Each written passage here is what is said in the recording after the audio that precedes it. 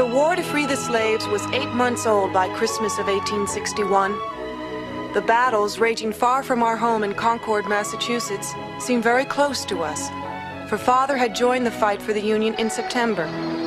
Too old for combat, he had enlisted in the Army as a chaplain, further reducing our already diminished means. But Christmas, with all its joys, did nothing to make our return to the workaday world any more palatable the next morning. Beth, where on earth did you put those postage stamps? Somewhere. I forget, Marty. Which one do I square to get the circumference, the diameter or the radius? Help me, somebody. Amy was the only one still in school. Meg, the oldest, worked as a nursery governess for a pittance. Hey, scoot up, Amy, so I can look. Beth, gentle and sweet-tempered, never minded the storms the rest of us created. Hasn't anybody seen my blue hair ribbon? As for myself, as usual, I was up in my garret, putting off as long as possible my daily chore as reluctant companion to Great Aunt March, for which I was paid even less than Meg. My corner in the attic was sanctuary to me, my castle in Spain, and more importantly, a training ground for what I wanted most to be, a good writer. Hagar the witch had turned the wine to poison. All unknowingly, Hugo lifted the goblet to his lips and drank deeply.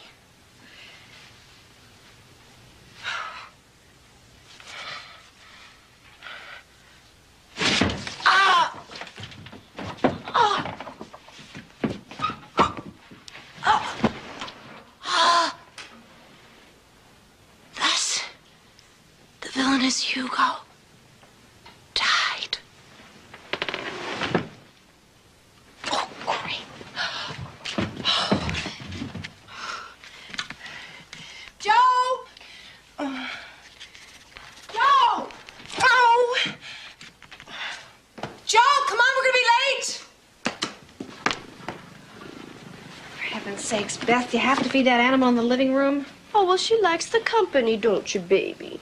Oh, I'll never understand geometry if I live 1,000 years. And I'll never finish this letter to your father unless you all hush.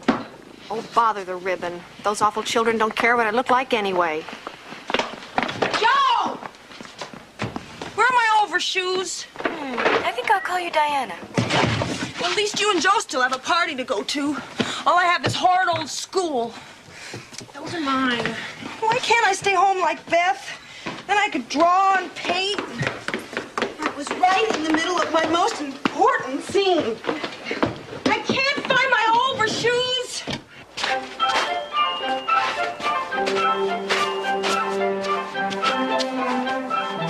Oh, where is she? Amy's never on time. Happy Christmas, Mr. Brooke.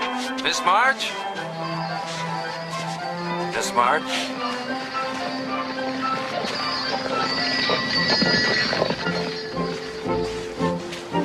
Joe, what are your manners? We pass him every single morning, Meg. We haven't been properly introduced.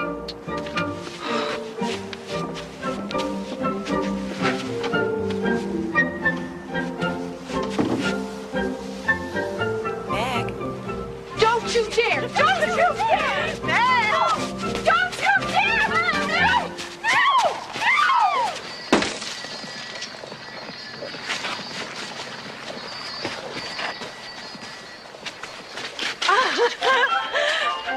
Haven't been properly introduced to him either, but he's lived across from us for months now, and, well, he looks a capital fellow, Meg. Full of larks, I'm sure. Ladies do not throw snowballs. Who wants to be a lady? Christopher Columbus, I don't. Oh, thank goodness there's Amy. It's more than my life is worth sometimes to get those girls off in the morning. Poor Amy. I think she hates school even more than I did. Having to stand up and recite in front of everybody. Hardly seems fair to Amy when you let me drop out early. That was different, all those colds you used to catch. Besides, now I have all the time I want with my piano.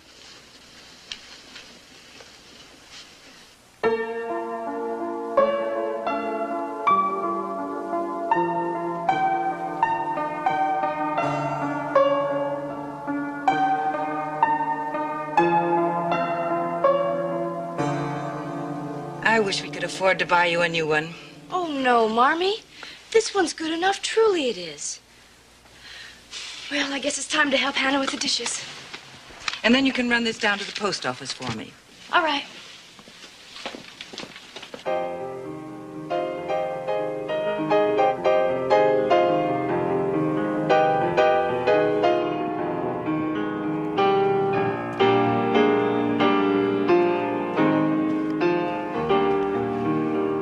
Young man. I'm sorry, Grandfather. I was just waiting for John. Mr. Brooke, you said I could play in my spare time. This is not your spare time. And Mr. Brooke was waiting for you in the schoolroom.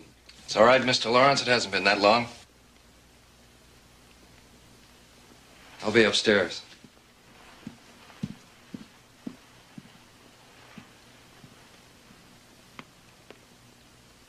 I know you like music, so why do you get so angry? You listen to that girl across the road there play. I saw you in the window last summer listening to her. That's different. And it has nothing to do with you. She plays like your mother. And I play like my father. Your tutor's waiting. Yes, sir. Oh, by the way, there was an invitation to a party. Some people by the name of Gardner. I accepted for you. Instead of wasting your time between lessons with that piano, you should be out with youngsters your age. I know you're lonely. You need friends. I want you to be happy, my boy. Believe it or not.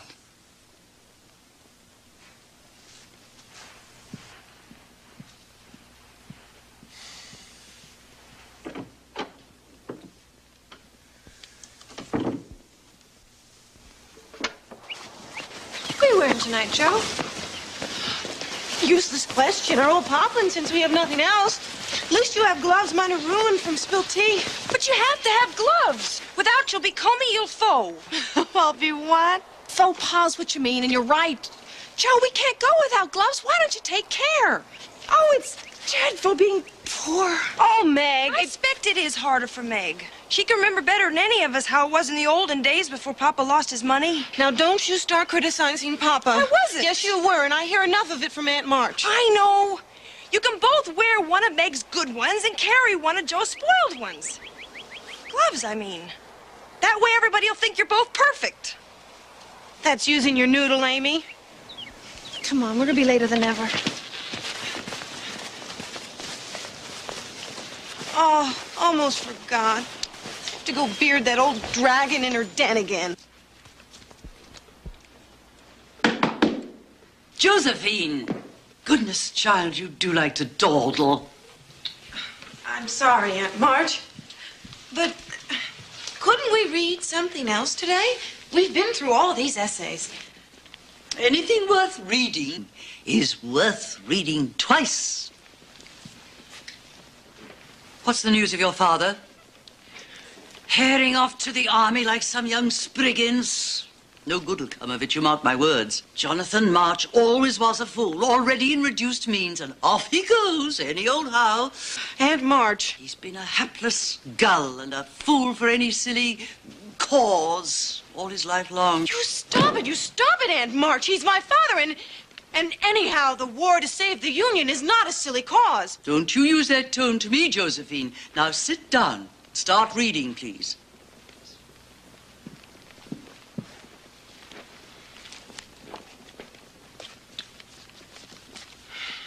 Of studies by Sir Francis Bacon. Studies serve for delight, for ornament, and for ability. Their chief use...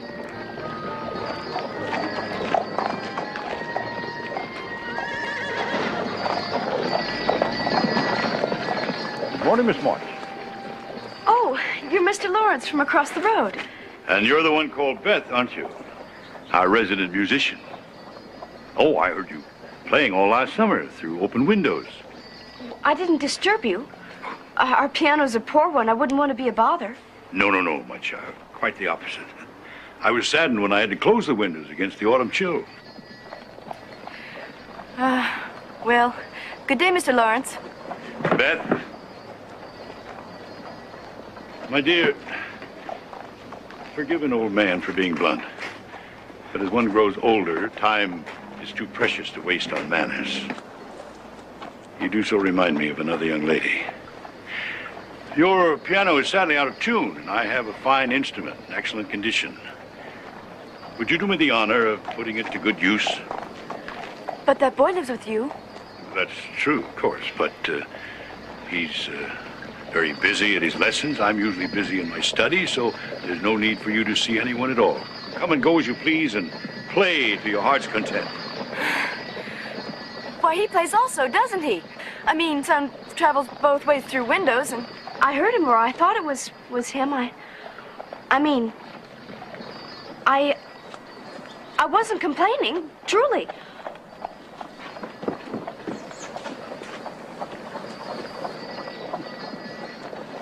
History makes men wise. Mathematics subtle. Poetry makes men...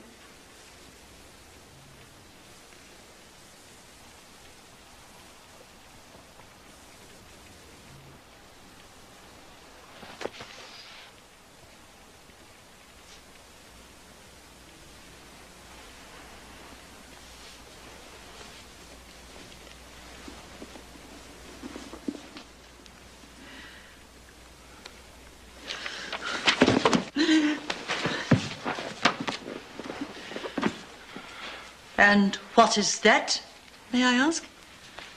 If you find it so much more enticing than the educational excellence we were enjoying together, then share it with me, Josephine, by all means. Yes, Aunt March. D'Artagnan sprang up with a bound at the same instant that the ball from the other musket had torn up the stones where he had thrown himself. Josephine, well-bred ladies do not waste their time reading novels. Oh, but it's very stirring, Aunt March, and tragical. Listen, if there should be a third shot, said he, I am a lost man. D'Artagnan was not one of those uselessly brave men. 4 o'clock. Time for me to go, Aunt March. Remember, you said that I could leave early today because of the party. Remember? Of course I remember. You are the most provoking girl, really. Josephine, you may leave that novel here.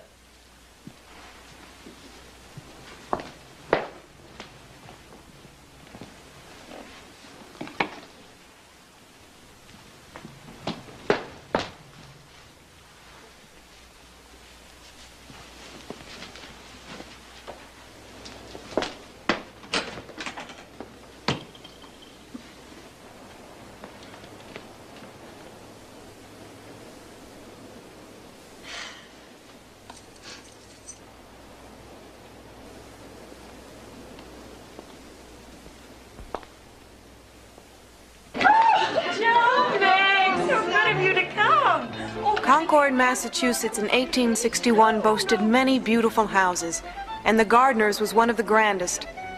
Sally Gardner and my sister had grown up together and were good friends. Meg and I accepted few invitations, but Sally's Christmas party was special and always seemed a great occasion. But when we arrived and I looked around, I knew Amy had said it rightly. Being poor was harder for Meg. Pretty girls deserve pretty new things. As for myself, no matter what I wore, I just stayed the same old me. Meg, this stupid dress is so tight I can hardly breathe. Joe, you scorched the back of your skirt. Where? Look, don't be so obvious. I knew I shouldn't have ironed it myself. Meg, come and see the bracelet I got for Christmas. Stay against a wall, and for heaven's sakes, don't dance. Nobody ever asked me anyway. Meg? Where is Meg March? Oh, there you are. Guess what? Ned Moffat's just arrived asking especially for you. Oh, now let's see you. You must look your very best tonight of all nights. Oh, Meg, we really must do something about that dress. They're wearing the same dresses they wore last year. They have so little money, you know.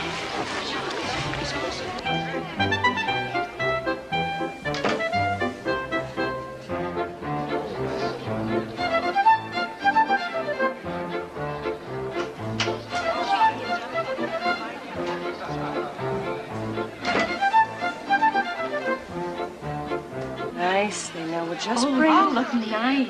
down on your shoulders. Now turn around. See what we can do with the front. Button these. Oh, Sally, do I dare?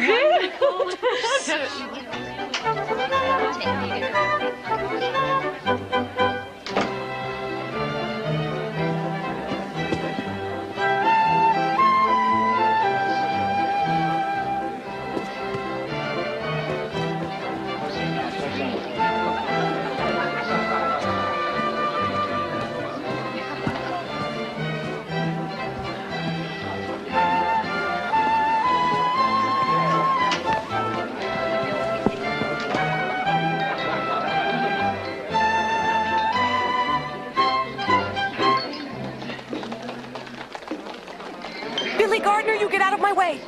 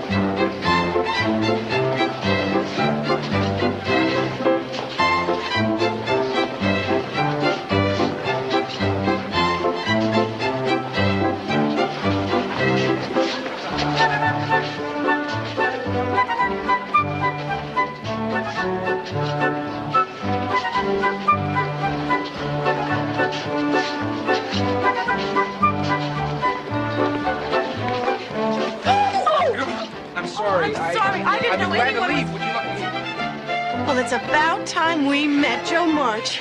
Theodore Lawrence. Oh, I'll stay if you will.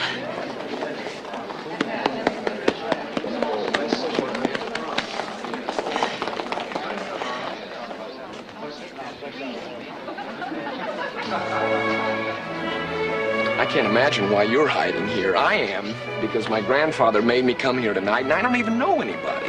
Well, mine's just the opposite reason. We know almost everyone, but I have a scorch on the back of my dress, and Meg doesn't want them to see or talk about. Oh, dear. Oh, she'd have my head for blurting it all out. I hoped you'd be as plain as you look. Honest girls are very rare, you know. Most of them are too much fuss and feathers, and I wouldn't even be here except for your grandfather.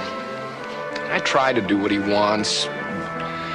But when I'm of age, I intend to go my own way, not his. And so you shall, since you're a boy. Do you like to play cricket? Mm-hmm. Oh, capital. We have a bat. But come spring, you and I and my sisters, why, we'll have us a game. I'm very good for a girl.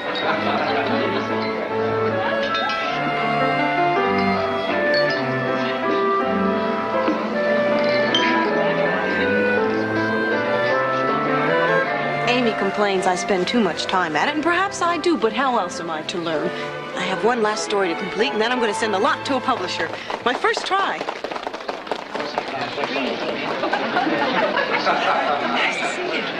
Joe, isn't that your sister? Oh, so nice. Thank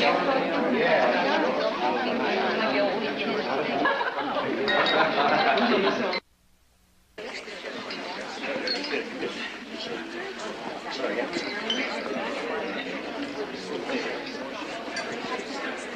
Excuse me, please. Don't you? Please don't scold. Is that champagne, Meg? And look at you. You're the one always talking about being proper. I am proper, Joe. You just look and you'll see. For once I look like everybody else. And I'm not shabby and dowdy and poor. Just this one night, I want to be what I'd like to be. The prettiest butterfly in the garden. That's what Ned Moffat called me. And I am.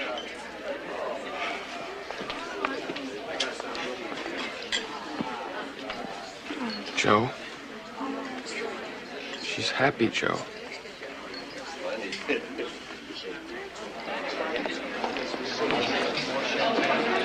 Oh, yes. please. Oh, so nice of you, thank you. I suppose she is. Will you dance? I will if you will. Oh, scorch. Oh, come on. We'll go where no one can notice. Come on.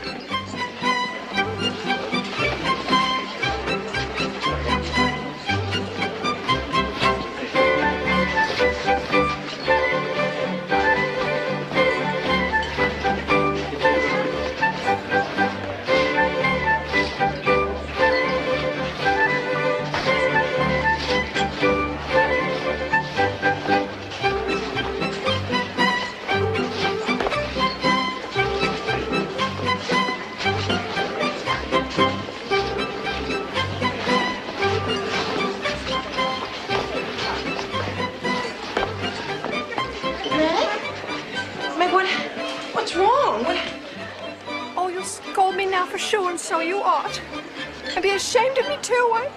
Sally's slipper's higher than I'm used to, and I've gone and turned my ankle. Oh, Meg. And my head aches. Oh. And what's more, I think I'm gonna... It's the champagne. You'll see. Tomorrow you'll feel even worse. Come on, Meg. Come sit down. Mommy's not gonna send for us for hours. And someone said it's sleeting outside. I can't walk home, Joe. Oh, I can't stay. I just can't. Oh, Meg. I will get a cab and I'll take you home. I can fetch your things. Oh, you'd best take those idiotic shoes up with me.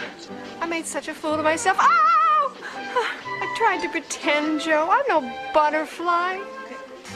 I'm just Meg March. That's good enough for anybody.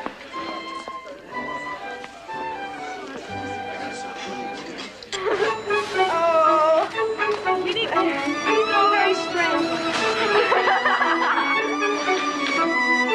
Here! Catch!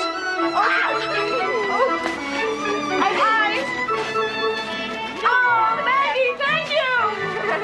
My neck. Oh, he's still giving my nose. Hey! Hey!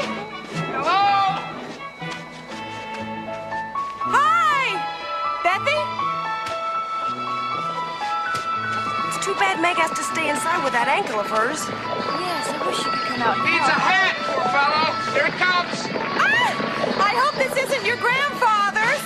Yep, and here's his old pipe, too. Here, Bethy. Thanks. Let's build us a fort and have a snowball fight.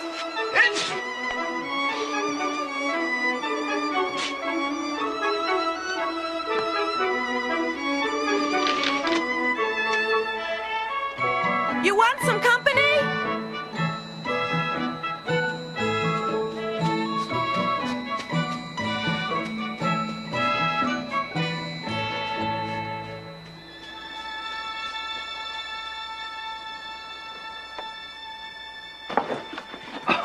Miss March. Mr. Brooke. Go right in. We're through with lessons for the day. Thank you. Now I'm getting it. Take care you don't. Oh, I will. And Miss March, are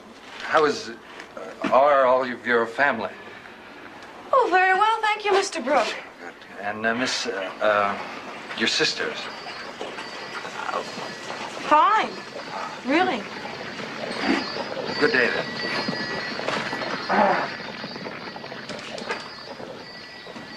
Hello. I sure am glad you came. I had my fill of lessons. Come on.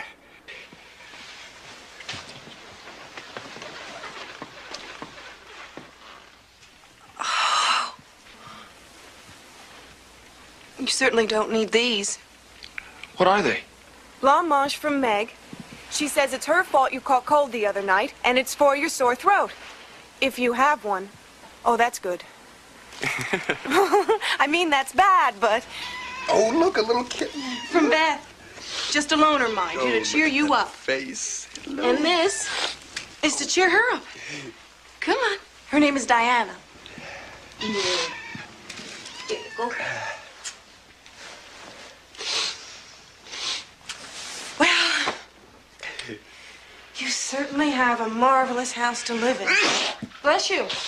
Oh, seems like a prison to me sometimes. Nothing but lessons and lessons and more lessons and nobody to talk to but Brooke and Grandfather. Oh, never mind. You have friends now. Us. If you can abide girls. Girls are all right. You are anyway. Hey, how would you like to go and see that play, The Seven Castles? It's still going to be on next week, and I'll be over by coast. Yes. Oh, but Meg will have to come too, or Mommy won't let me go. Sure. How's her ankle? Fine. Or anyhow, almost. We've heard you play. You're awfully good. I'd be a lot better at it if Grandfather... What, Laurie? He doesn't want me to play at all. Why? Well, you see, my father was a concert artist in Italy. And my mother... Well, Grandfather didn't want her to marry him, but she did, and they were on tour in Europe, and there was an accident, and they were both killed. Oh, I'm sorry. Well, Grandfather... I guess he's always blamed my father for it. So he doesn't want me to be like him at all, but especially not with music. Sometimes I think he would like to pretend he didn't exist at all. But my real name is Senna, Theodore Lawrence Senna. Grandfather won't even leave me that. Perhaps he thinks he's doing what's best for you. Wanting you to be all-American. His chin is very stern. And those brows. Oh, if he should frown. Still, his eyes are kind. Bethy was a fraidy cat. I'd like him, I'm sure of it. Thank you, ma'am. And I'll try my best never to frown at you. I do truly regret that I frightened your young sister. As I told her, I only hoped she'd put this piano to good use. Sir, you should let your grandson do that. He's told you of my objections, has he? He wants very much to play, you know. What the boy wants and what he needs are more friends like you, my dear. Tell shy young Beth for me that she's welcome here. Will you do that? I will, sir. If you will think about what I have said.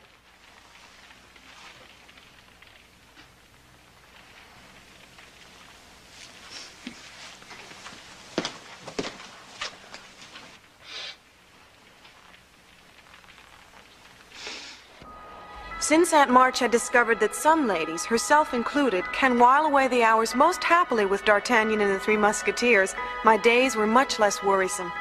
What seemed even more wonderful to me, I had the ending to the last story in my book, and I liked it.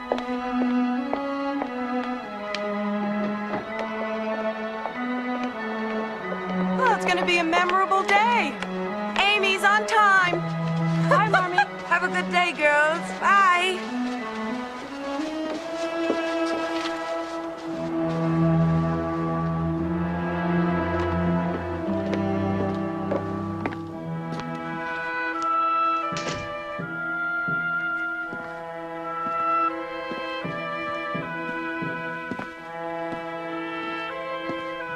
More bad news, Marmee? Missouri's up in arms, wanting to join the Confederacy. Poor Mr. Lincoln. The war just doesn't go well. You know, Marmee, I was thinking. I know I needed these for Papa, but Joe did say Mr. Lawrence really wants me to play his piano, and I thought if I gave these to him, it wouldn't be so much like taking favors. And I started another pair for Papa right away. I'm sure Mr. Lawrence would be very pleased, Beth. Mr. Lawrence says you may come and play any time. We've given up expecting you.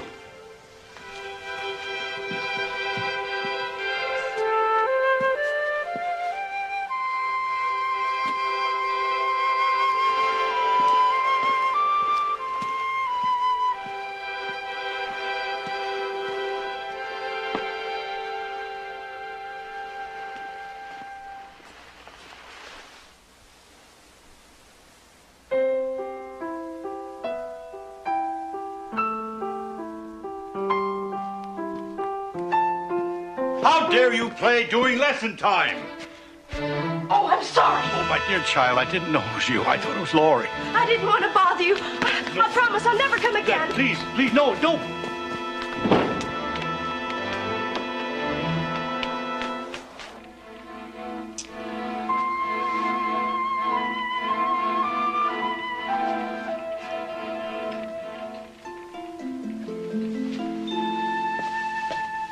Oh, you...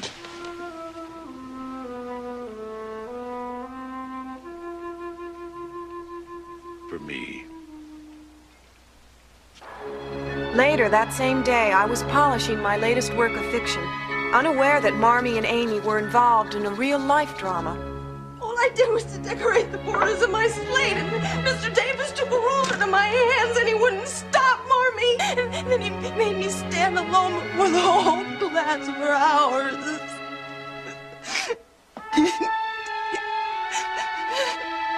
I'll show him about punishment.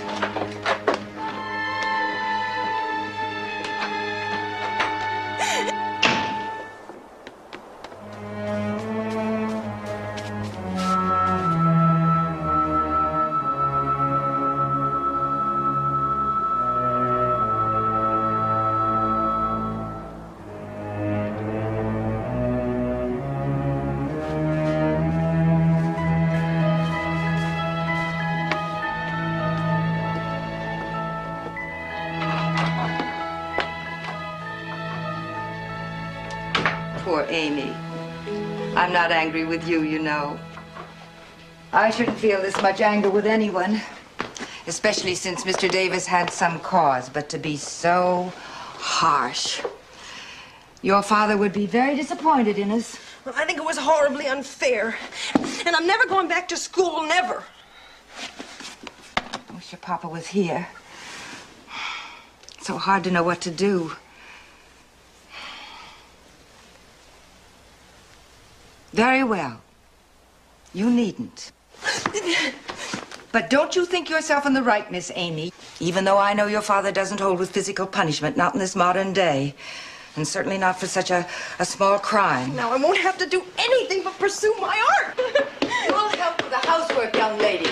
And do your lessons with me. Joe!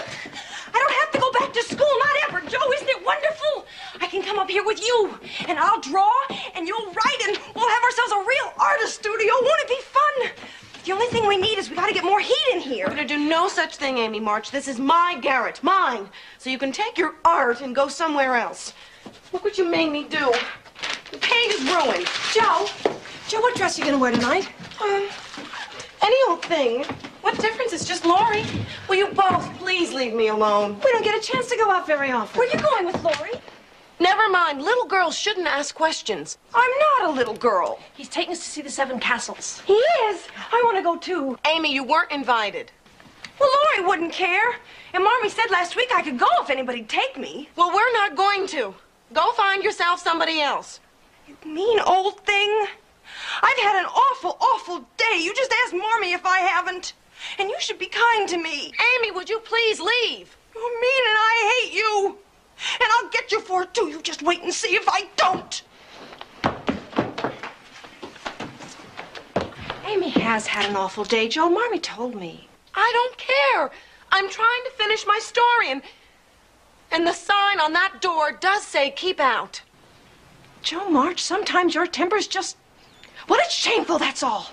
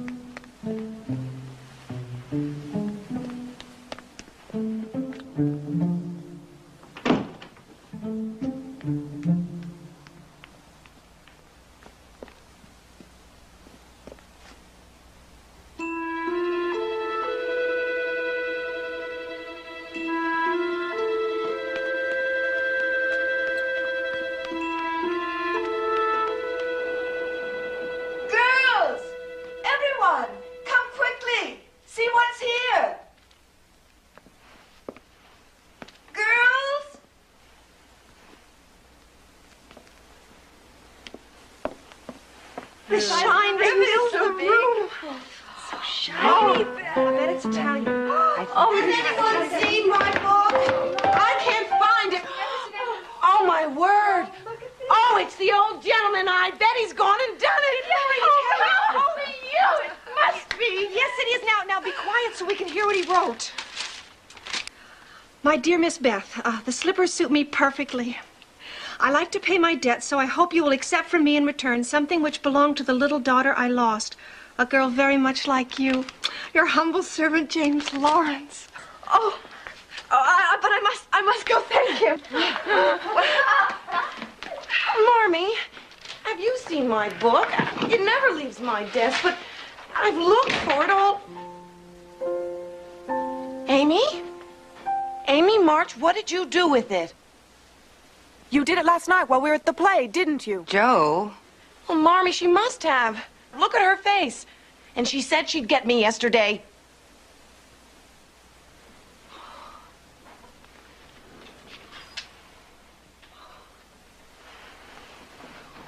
Oh, they're ruined. Oh, my beautiful words. Oh, my stories. Amy, how could you? Oh! Oh, you wicked, wicked girl! I can never write them again! Not with a word! Stop it.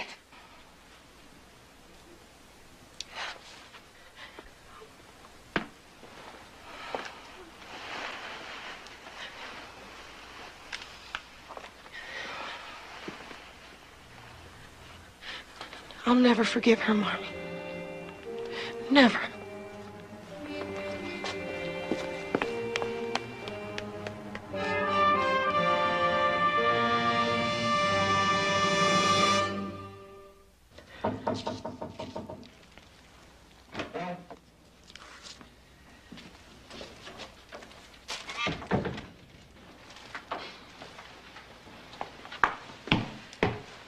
Joe, dear?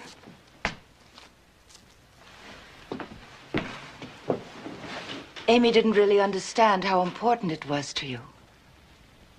And now that she does, she's truly sorry for what she did. And you, Joe, must forgive her. She is your sister. I think there must be nothing worse than a quick temper. I'm afraid you inherited yours from me. Mine was ungovernable for years until your father tried to help me. And I'm still not cured. I wanted to strike that schoolmaster yesterday when I saw Amy's hands. But I thought of your father. I miss him, Joe. And I'd like so much to try to help you learn what he tried to teach me. Clinging to your anger, refusing to forgive, will cost you a much higher price than even the loss of your book.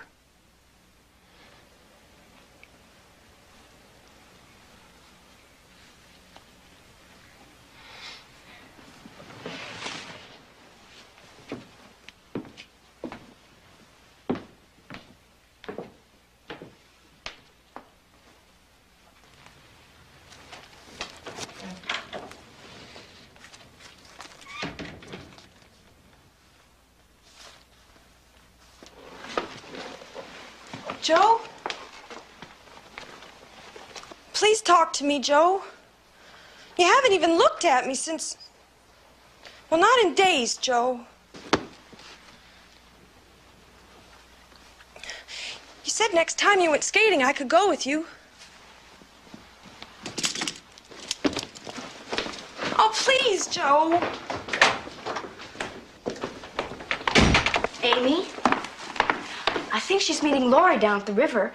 He always puts her in a good mood. Why don't you go after her? If you try her at just the right minute, she'll forgive you, Amy. I know she will.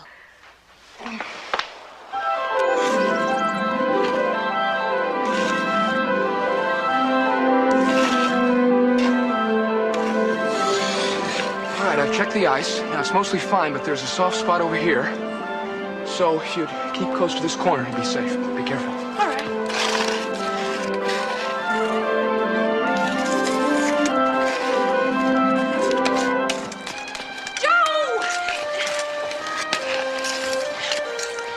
Joe, why do you have to stay mad for so long? I said I was sorry.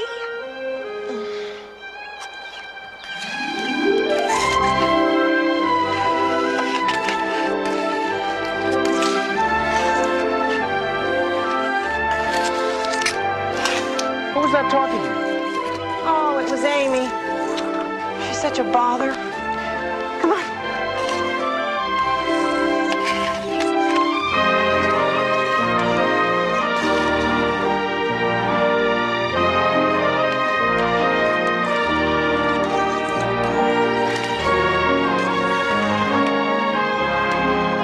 Oh, Amy, don't skid you.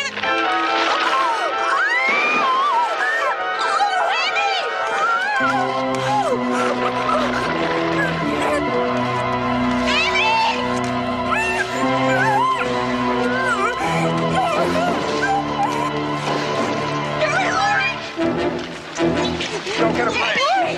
Get a branch. Get a branch. Don't panic. Don't panic. Just, Amy, tread water. We'll get you. Hurry, Joe.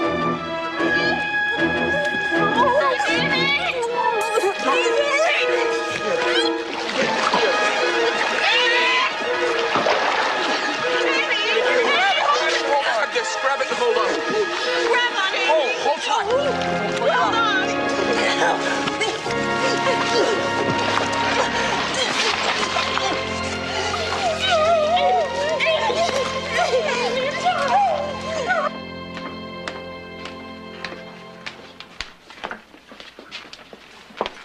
She's going to be all right. She may not even take cold. You got her home so quickly. Laurie did everything. All I did was to let her go without a word. If she died, it'd be my fault. Oh, Joe. Oh, you warned me, Marmee. You said I'd pay a price. I'm the wicked one, I am. But never, never again will I ever let my temper run away from me. I'm sorry. But Marmee knew, even if I didn't, that cruel though it was, this one lesson would not be enough for a temper like mine. I would discover so myself in time to come, the hard way. More than 2 years had passed since Amy fell through the ice because of me.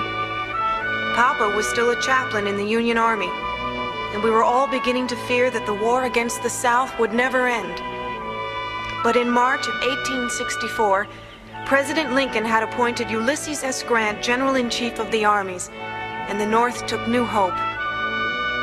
After Amy burned my book, it was some time before I found heart to put pen to paper, but once again my stories were complete. I liked them, and so did everyone else at home.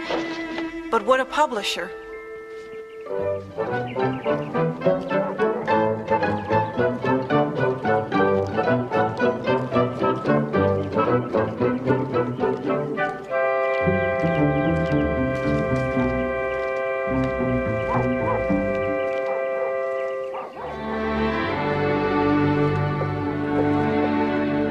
Joe, March! You ought to be ashamed of yourself. What if someone saw? Besides me, I mean. Christopher Columbus. What do I care? Anyhow, it's quicker. Where are you sneaking off to? To town, on errands. And I'm not sneaking. And that old thing. Suits me. That's true, but that's not a compliment to either you or it. First Meg, now you. Quit badgering me, Amy.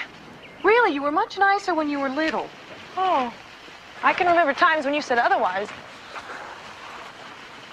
You aren't going to town too, are you? Down to the pond to sketch. You've ink on your nose.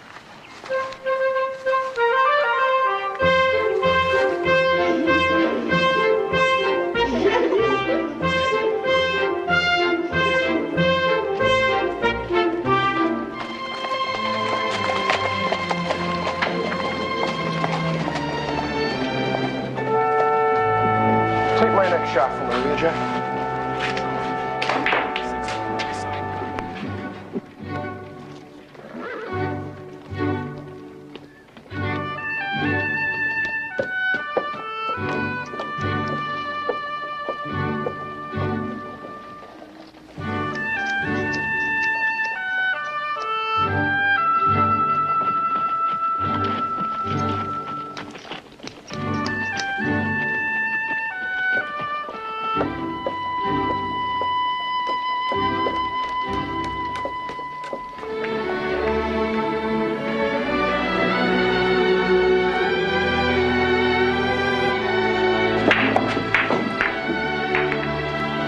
Good shot.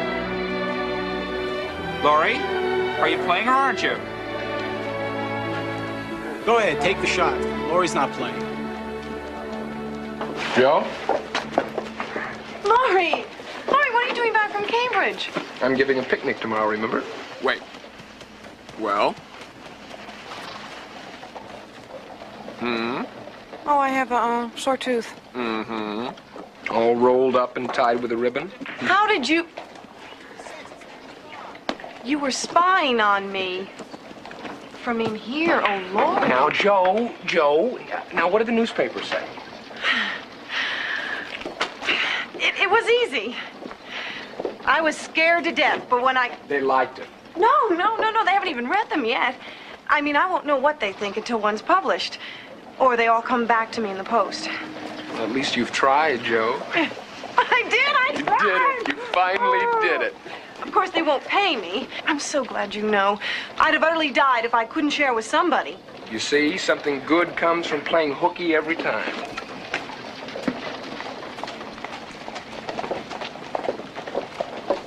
Theodore?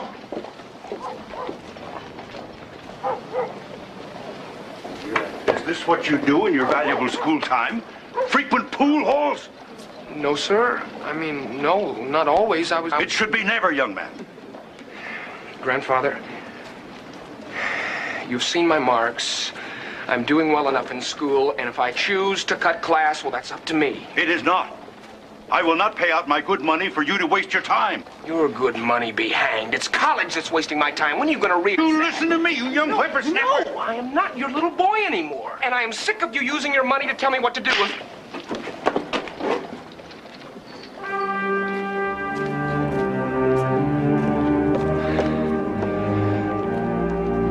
Look after him, Joe. I can't. I'll just make things worse if I stay.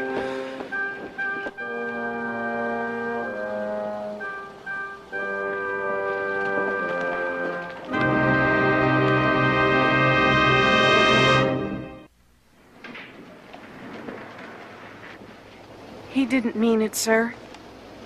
Truly, he didn't. Perhaps not. But the words were the same, you see.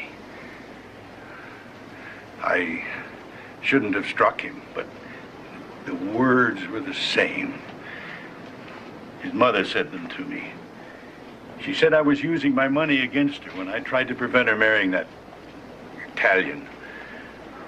And so I stopped trying.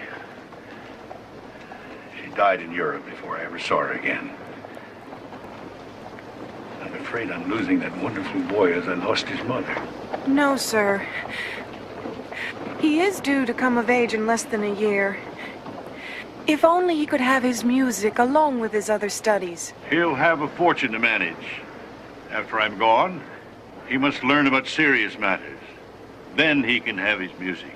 The whole world if he wants. I've promised him. Europe a year or two.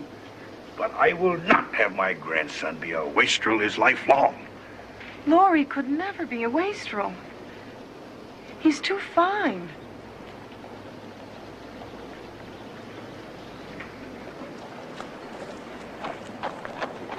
You're a good friend to Laurie, Joe. And I hope to me, too.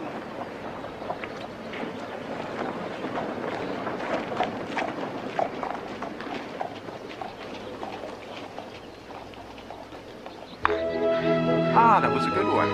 Now it's your turn. Laurie's picnic the next day was partly in honor of Frank Vaughan, visiting from England. Bethy was the only one of us Marches who didn't join in the festivities. She suffered such bouts of shyness with groups of people, especially where there were strangers, that she begged off, saying Marmee needed her at home. As it turned out, Marmee did, most painfully. But we were not to know that until later in the day. Your turn next, Mr. Brooke. Lieutenant. Think I'll drop out, thanks. Too much competition?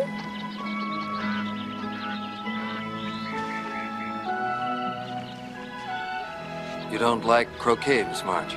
Oh, well enough, Lieutenant. It's just that if we were all to play, we wouldn't be through in time for lunch. May I sit? Oh, yes, please.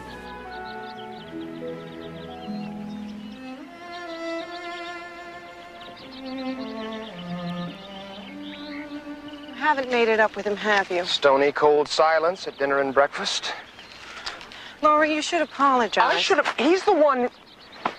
Joe, I don't need your advice. It's none of your business anyway. I don't know, Joe. I just don't know if I can stick it anymore. Sure, I owe him everything, and I do love him. He can be so kind. When he isn't furious. Laurie, he's afraid of losing you. He told me so yesterday. Well, he's making a job of it, I'll tell you. Sometimes, it wouldn't take a brass farthing for me to sign on the next schooner leaving from Boston for anywhere. I wouldn't need that brass farthing either. If I were a man, I'd go with you like a shot. I want to experience something besides the dumb old things I'm supposed to do. Be a lady and stitch samplers. Laurie, please. You're the only thing your grandfather has. All right.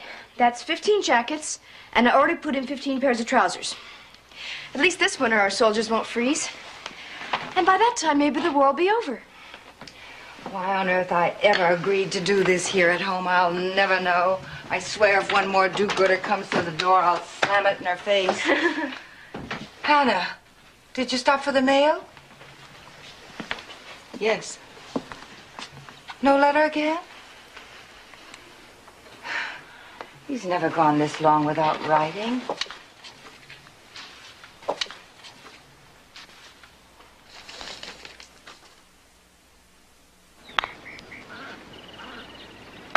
Good shot, Amy. Not too good. The faithful lover. Not even the war could change that. He's still making cow eyes at Meg. Ever since he first saw her, you never noticed?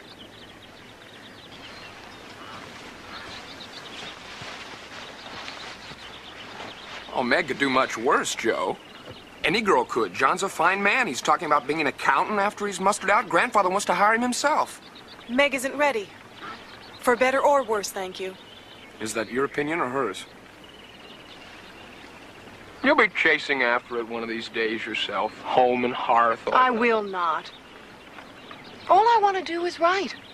Become a famous author and travel. To Europe, even Africa, maybe. And end up like Aunt March, a lonely old spinster. Aunt March was never famous for anything. Except for ever being irritable. Go ahead, Amy. It's your turn. I haven't won a game of croquet in ever so long. You kicked my ball. Oh. You cheated. Is that how you English conquered the world, by cheating? Well, if that's the only way to win, and as you can see, I have. I've won your attention, Miss Amy. You know, you really are much too pretty to be wasting it all on a game. Oh. All right, now it's your turn to win.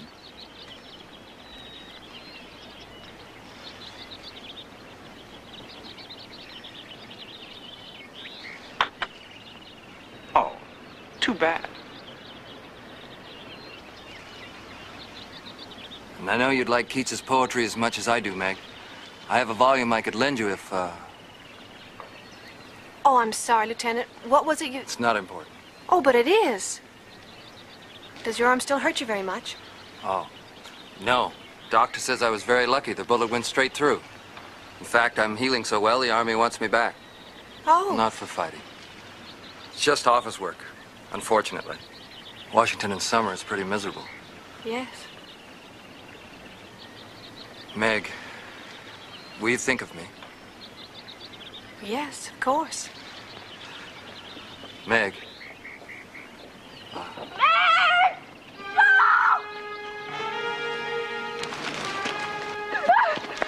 Yes! It's Papa! A telegram came. He's sick. Maybe even... Marmee wants to leave for Washington tomorrow. Early. Come home, please. Oh, Charles. I'll come over as soon as I can. I'll bring your things. We hardly have enough money for the train ticket, much less a Washington hotel for Marmee. She sent Hannah to Aunt March asking. Thank goodness for Hannah. Even if she does say yes, Aunt March is bound to lecture first, and I just get mad.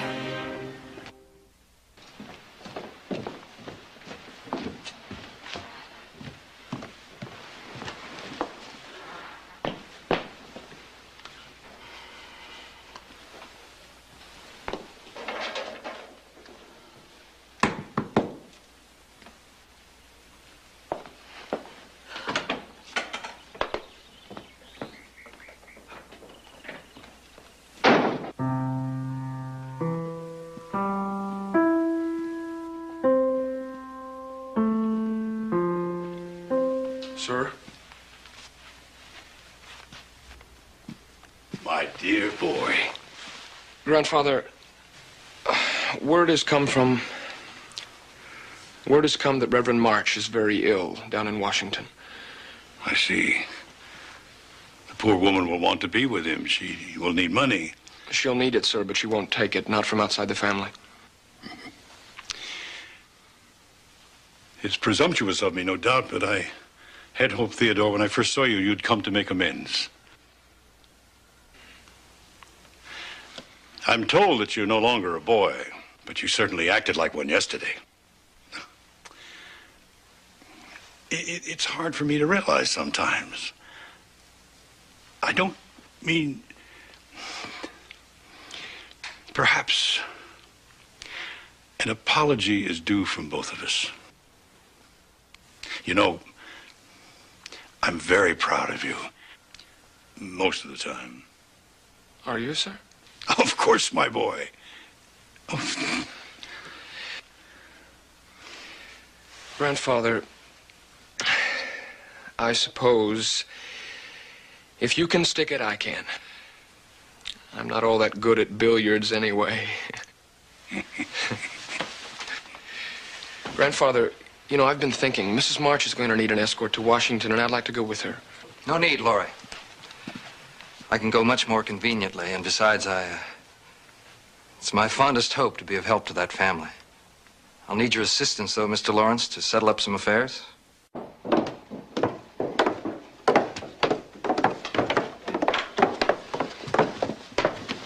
Marmee, where do you want it? Oh, just set it at the top of the stairs, girls. Father's best robe.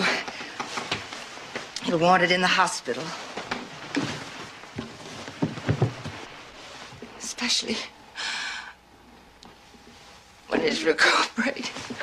Oh, he'll be fine just as soon as he sees you, Marmee. You know he will. And I think these are enough, don't you? All sponge and press, Marmee. This should be fine for the train, yes? Oh, my stars, all that dreadful foo-for-ah downstairs, the clothes for the soldiers, and, oh, so many things I haven't thought of. I'm half bewildered. I have been going to the Hummels every day, you know. There isn't a child in that house that's knocked down with a grip. We'll take care of everything, Marmee. Yeah. Oh, my dear girls.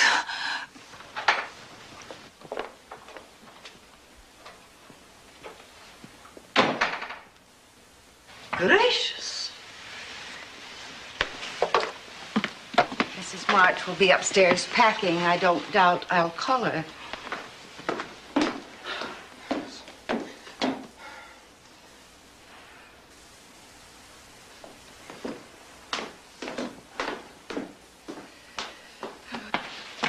She's coming.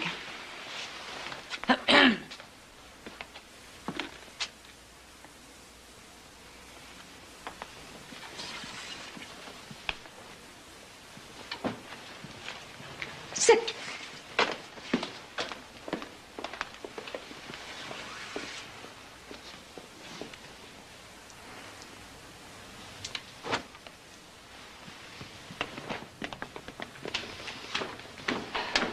Aunt March, you were kind to come so quickly. Girls. I thought it necessary, Margaret, since you seem to be not in your right senses. What can you be thinking of, rushing off to Washington in such a fashion? All harum-scarum with no escort in these times? Aunt March... I told that foolish nephew of mine that no good would come of his enlistment.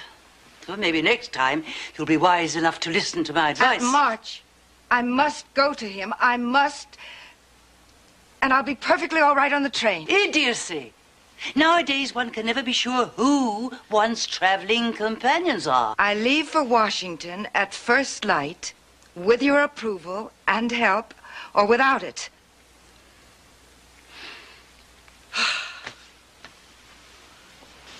Well, I doubt you'll need the $100 you requested. In all probability, you'll arrive in Washington only to have to turn around and accompany March back in his coffin. He never did have stamina. Furthermore, if you're at all rational and weird, that girl has the unfortunate habit of jumping to conclusions. As I was saying, you would realize that the banks have closed for the day, and I do not encourage thieves by keeping such a large amount on my person. This is all that I have on hand.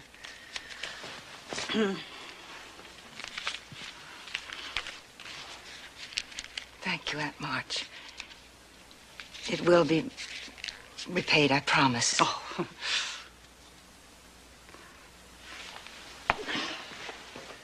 You know, Margaret, surely, that if you need more, you have only to wire.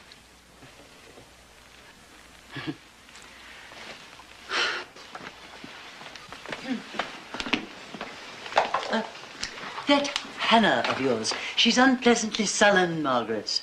You must speak to her sharply. Why, Hannah's more friend than servant, Aunt March.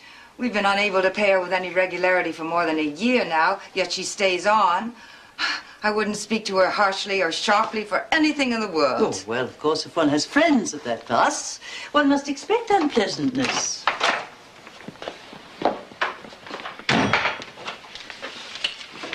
$50. But she said you could wire. Where did Joe go? Out. And a good thing, too. For a minute there, I thought she was going to fly in Aunt March like a harpy. Oh, I came close to it myself. Funny old lady. I should have known I could count on her. We'd best get packing.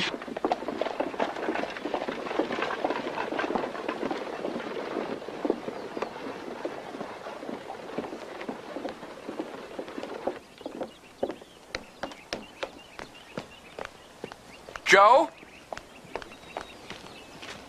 Joe?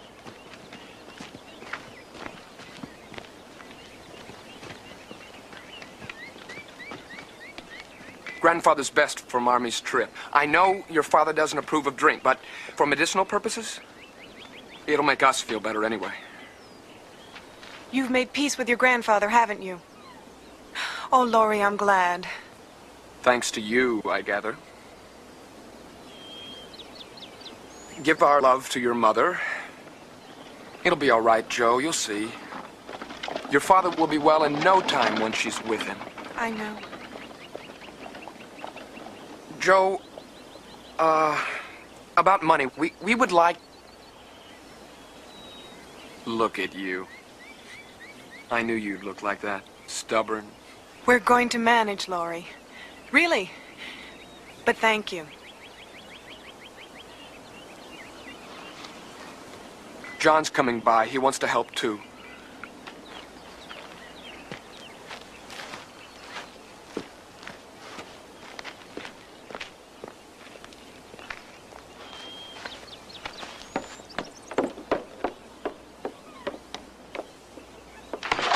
Oh, there you are, dear. Where did you get to? Marmee? You left too soon, Joe. Aunt March came through after all. What's this? From the Lawrences. How kind. Your father doesn't usually approve, but who knows what might help. Marmee, Aunt March came through? Not with very much, I'm afraid, but she did offer... $25, Marmee. It'll help too, won't it? Well, your hair. Your beautiful hair.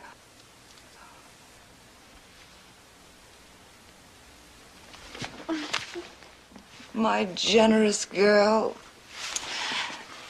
The money will make all the difference. Marmee!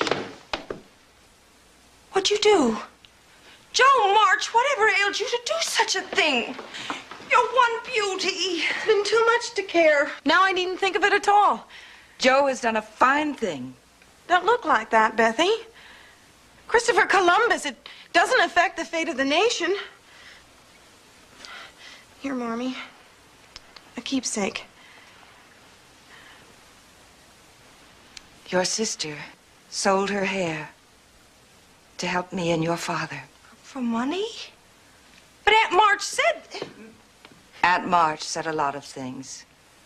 This will more than pay for my ticket. Amy, run down to the station and get it for me, will you?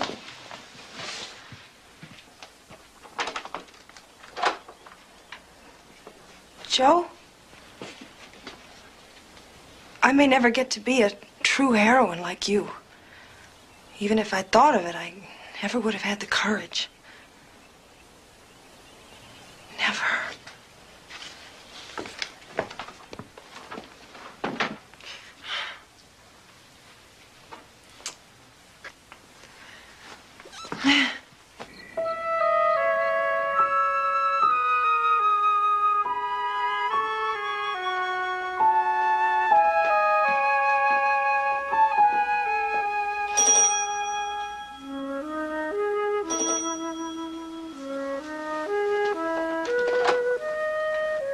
John, Lieutenant Brooke. I'm sorry I'm so late, but... Come in, please.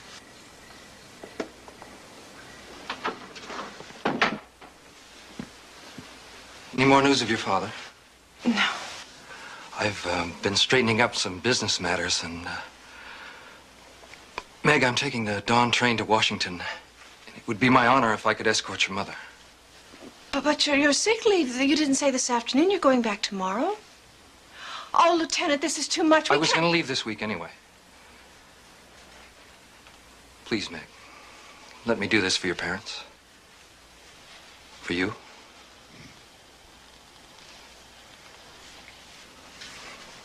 I'll bring a carriage for your mother 4:45. Thank you, John. Meg.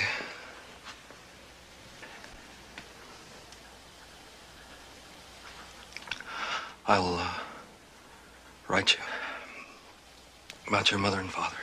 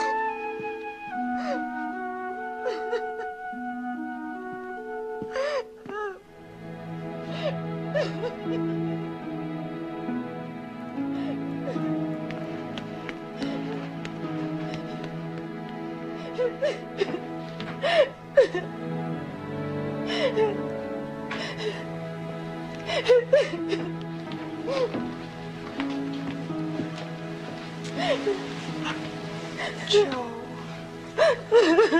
Oh, Don't, sister. Papa'll be all right. We must believe that. I'm not crying for Papa. It's my hair. Oh. Well, never mind. Never mind. I've been studying it since you got home today. Your haircut, I mean, and I think he was a very good barber. No, I mean it. And, you know, tomorrow, right after Mommy leaves, I'll wash it for you. I'll bet you anything that it curls and looks fine. Well, before you know it, you'll be setting a whole new style for Concord. I might even have my hair cut myself. Meg March, you wouldn't.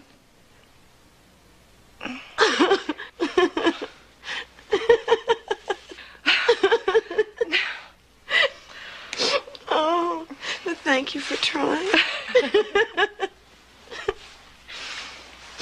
Oh.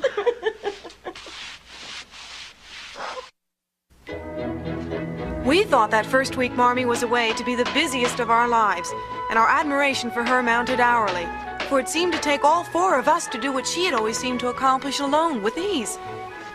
We had heard nothing since the telegram from John Brooke announcing their safe arrival in Washington, and were most anxious for word of Father. Thank goodness. Just in time, there's the drayman. I thought we'd never be done. We aren't. Beth has got to have some relief at the Hummel. She's wearing herself out over there. Coming!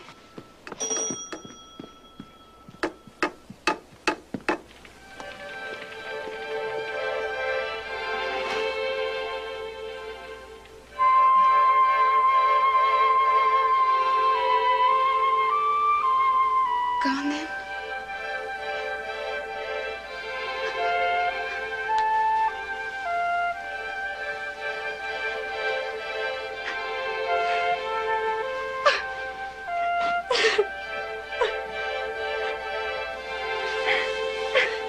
I'm sorry.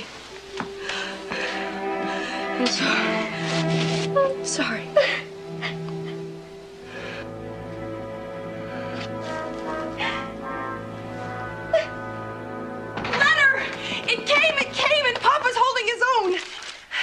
It is pneumonia, but Marmee says that it's no worse than when she got there. Oh. Oh, Marmee writes that Lieutenant Brooke has been wonderful. He found her a hotel, and he's been coming to the hospital every spare moment he has.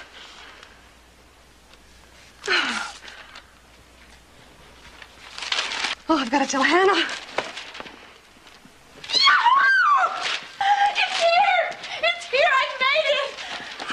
My story's only last week, and I'm published already. Don't you see? It's a sign. Papa is going to be all right. He is. Hannah!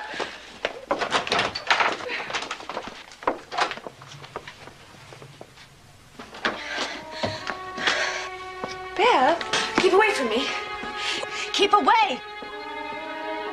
You've never had it. Had what, Beth? What is it? It's not the grip, it's the scarlet fever, so keep Amy away. Why didn't you tell us? We've had it, Joe and I both. We should have been going over there, not you. I didn't know until yesterday, till the doctor came, and by then... Oh, Amy, go get the doctor, Adams, quick. Joe, get her bed made up. Joe!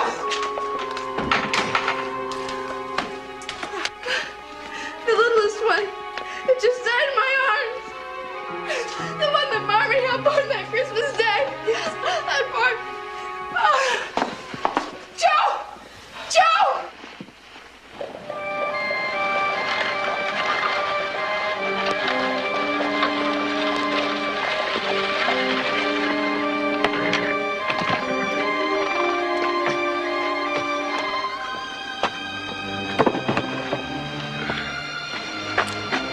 Thank you, driver.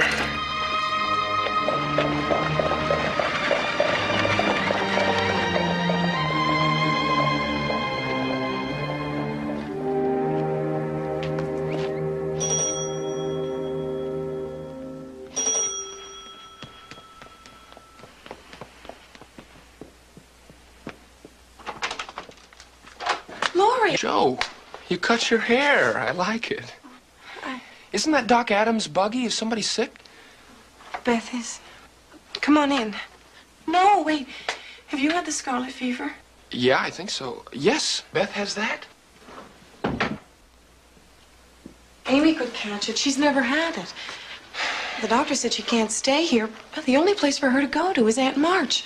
And Amy flatly refuses. You can't exactly blame her. She could stay with us.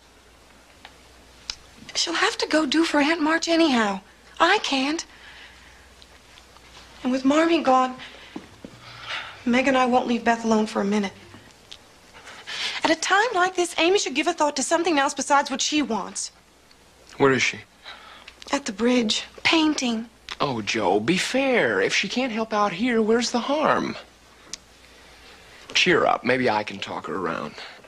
Oh, Laurie, would you? Sure, right after I see Grandfather.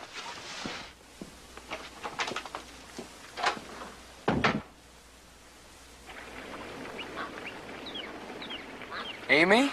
Laurie, you're home. Come be good to me. Everyone's at 6s and 7s and just being horrid. They won't let me nurse Beth as I'd like, and they want to banish me to old Aunt March. Oh, you're becoming very skillful, Amy. I'd like to believe so. But how can one be certain if one has only a little talent or great genius? That's what I'd like to know more than anything. That I have genius. I'm sorry, Amy. It's just... Who wouldn't like to know that? You too? Oh, Laurie, of course, I'm dumb.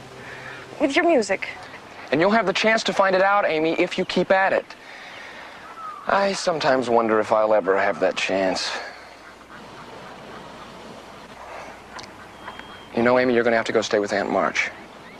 Theodore, There's no point in arguing about it. You're just going to have to, that's all. You're coming down here to soft soap me because you think I'm going to think Joe and Meg and Hannah have too much to worry about without you getting sick, too. Yeah, and I'll have to dust and clean silver and look after that mean old lady. Amy, stop it. Now, you like to think you're not a little girl anymore, so don't act like one. Amy, look. My summer recess has started. I swear I will be a real St. George for you against that old dragon. I will come take you riding. We will go to matinees. Laurie, really? Oh, Laurie, if you really would, then I'd have a better time with Aunt March than I would if I stayed right here at home. Oh, I'll just go pack and you can take me right over.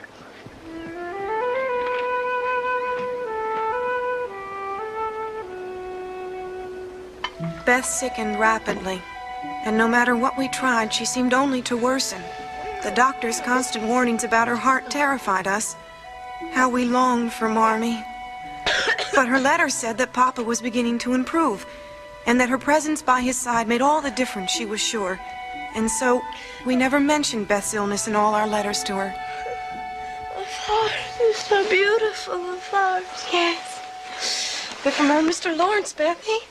He loves you so.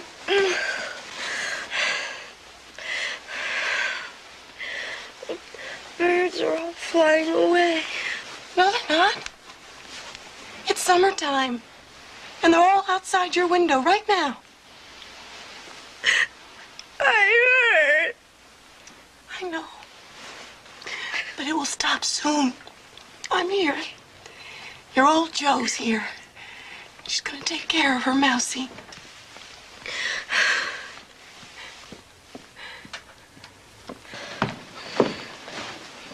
Joe, Laurie's downstairs. Joe, go down and visit for a while. You need a rest from this. She only rests when I'm here, you know that? Well, she's quiet now. I promise to call you the moment she stirs. I promise.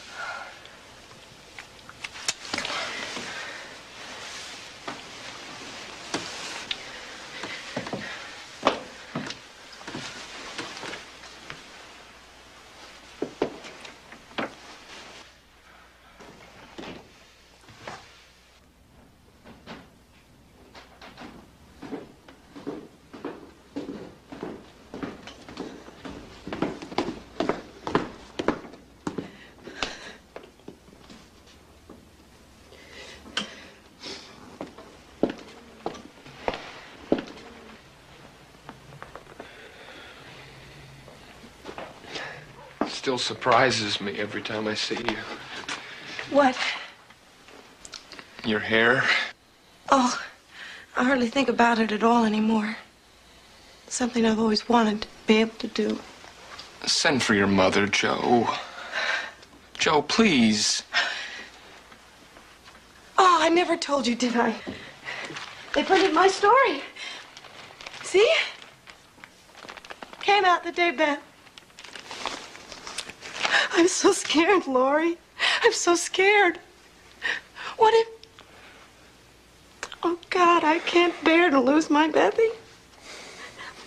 I'll be lost without her. She's everything good. And I'm not worth the air she breathes. Why isn't it me up there sick? Maybe dying. Beth wouldn't agree. And I don't either. Oh, Lord.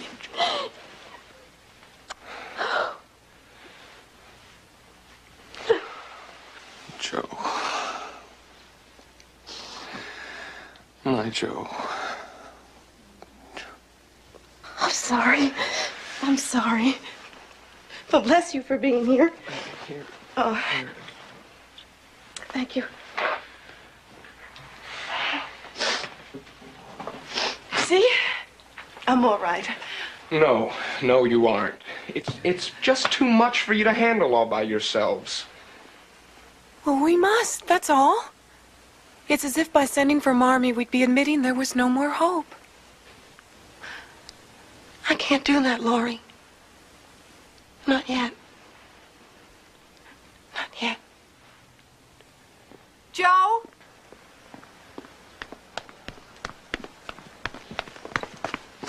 She wants you, Joe.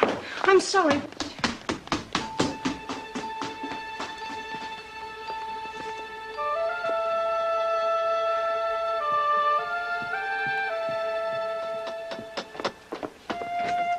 Amy? Oh, my. See, I promised. Laurie, how welcome you are. Aunt March, look who's come to visit. The hour is quite improper for receiving callers, Amy. But I'm not here to call, Miss March. I mean, how do you do, Miss March? I've just come to take Amy for a stroll. It's an ill-conceived notion, Master Lawrence. We've not finished our reading for the day, and the sandwich glass awaits polishing.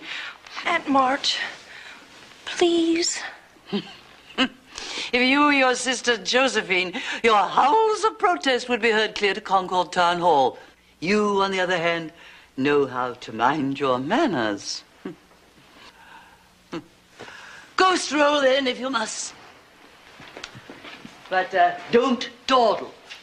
Remember, the glass will still be waiting. He stands 17 and a half hands high and has a strong head. He's really going to take some handling. Anyway, I have decided that you shall name him. You keep changing the subject every time I ask, so I know. Beth's no better, is she? I wish they'd let me in. I want so to see Bethy. Surely it's been long enough. I couldn't take the fever now. All they've left me to do is pray. It's where her best help lies, Amy.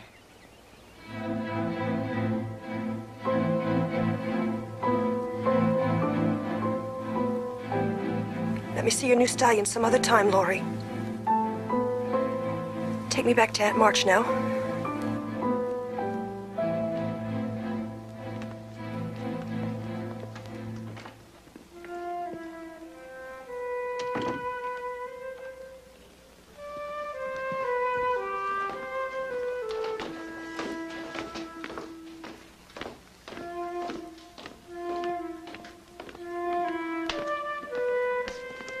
I'm sorry. I should have insisted you sent for your mother some time ago. We'll send now, at once. But do you think she may not get here in time? Well, tonight should see the end of it, in one way or the other. Some sort of crisis is building, and with her heart. Well, I'll call back later, huh?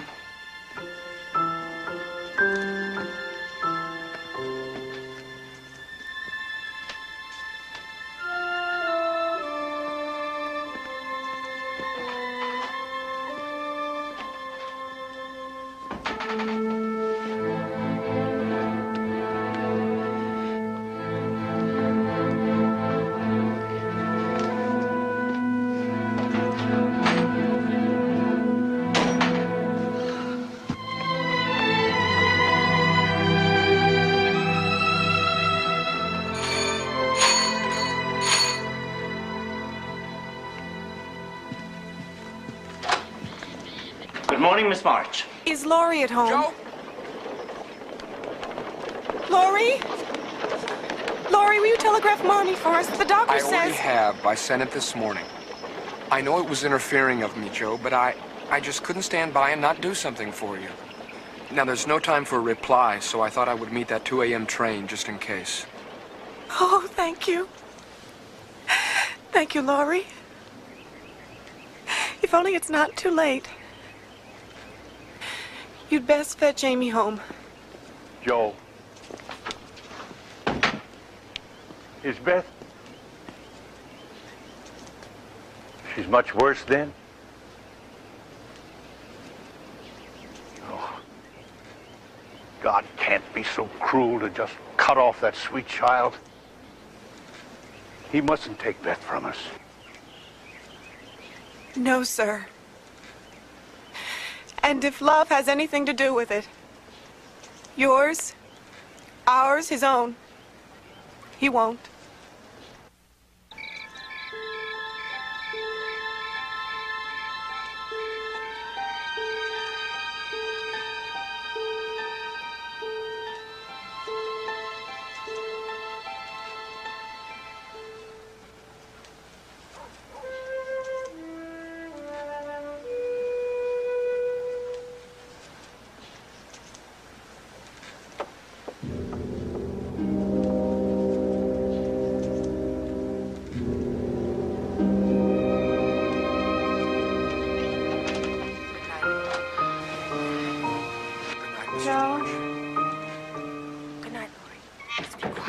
Marmee, thank God you're here.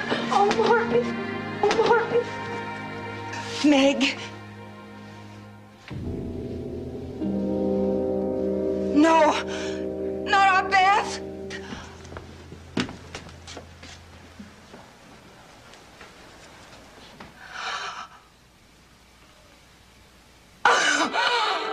Oh.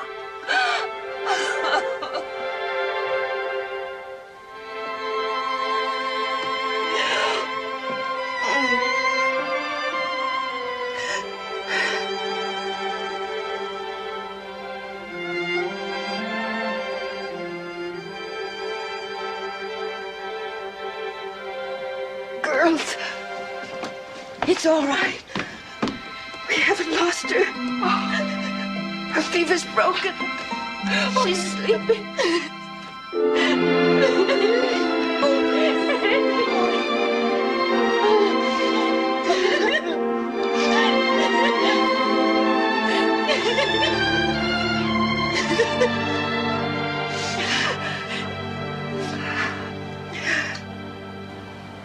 Hurry, Bethy, blow them out.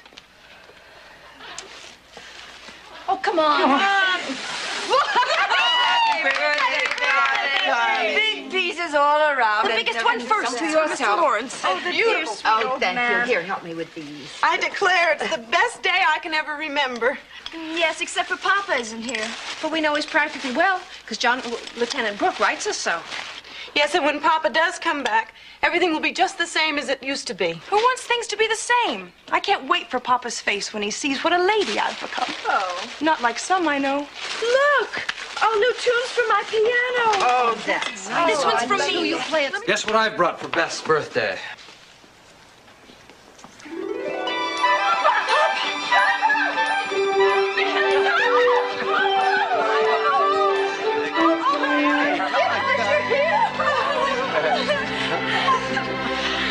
Welcome home.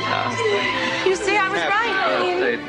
It is the best day I can ever remember. Oh, yeah. For now, things will be the same again. It's so good to have you.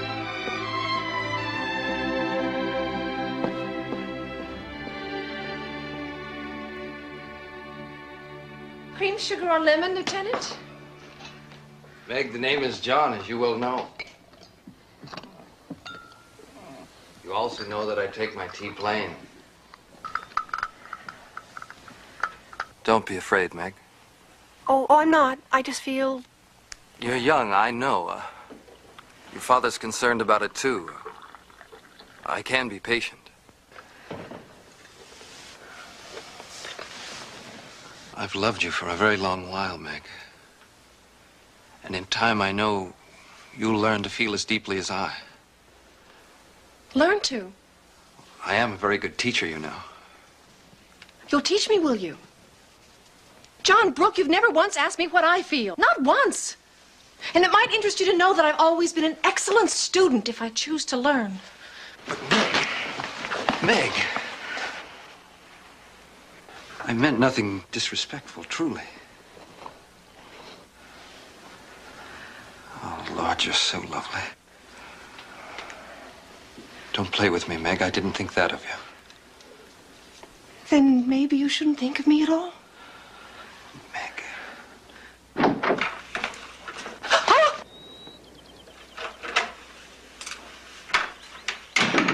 Your father, Margaret. Where is he? I came to see him on a matter of importance. Your mother's not here either? Oh, yes, Aunt March. They're both out in the garden. The garden? The garden? One should never leave young couples to their own devices. Your father said he would leave that book for me on his desk. Margaret, I wish a moment with you. What is this mischief that I came upon? We were just talking, Aunt March, having tea. Tea? Nonsense, you're blushing like a peony. Huh? Your mother told me that your parents had granted this Brooke cook. Brooke, Aunt March. John Brooke. Well, whatever. They've granted him permission to speak to you. Madness. Throwing you into the arms of a tutor. Then to leave you unchaperoned. You haven't gone and accepted him, have you? Because if so, you and he can be sure that you'll inherit not one penny from me. That's what he's after, you know. Money. He is not. And I shall marry whom I please, just as you may leave your money to whom you please. Your father's daughter. More's the pity. You try love in a poor man's cottage for a while and see how you'll be sorry. Not with John. Not ever with John. He is good and wise and willing to work hard, and he is kind. And I am proud to think that he cares for me. I've been poor ever since, well, for almost as long as I can remember. And sometimes it has been hateful, yes. But as poor as we've been, this house has always been a happy one. And if I can make John's as happy for him, well, I love John, Aunt March. And if you hadn't barged in here just now the way you did, then he was about to tell me that he...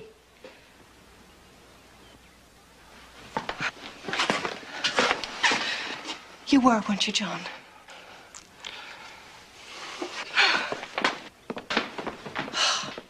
Fools, the lot of them. Leave us alone, Joe.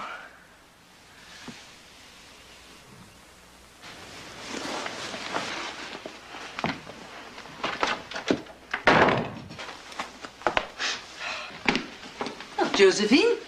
See what you've done? You interfering old busybody. You drove her to... Don't you use that tone to me, Josephine. Well, it's true. She'd never have said those things. Never thought of caring for him. That is sufficient. I came here today to do you a favor. I warn you, girl, you're giving me second thoughts. Good. I don't want your favors. I'm sick and tired of your favors. And tired of having to be grateful to you when I've earned everything I've ever gotten from you anyway. Have you indeed? So be it then. You have just earned yourself this. My sister, your great Aunt Carol, is planning a sojourn in Europe this coming year. She will need a traveling companion. I think that will be very much to Amy's liking, and she to Carol's. Don't you agree, Josephine?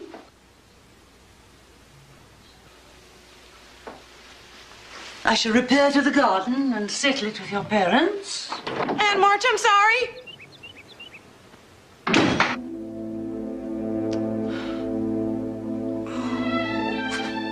What have I done?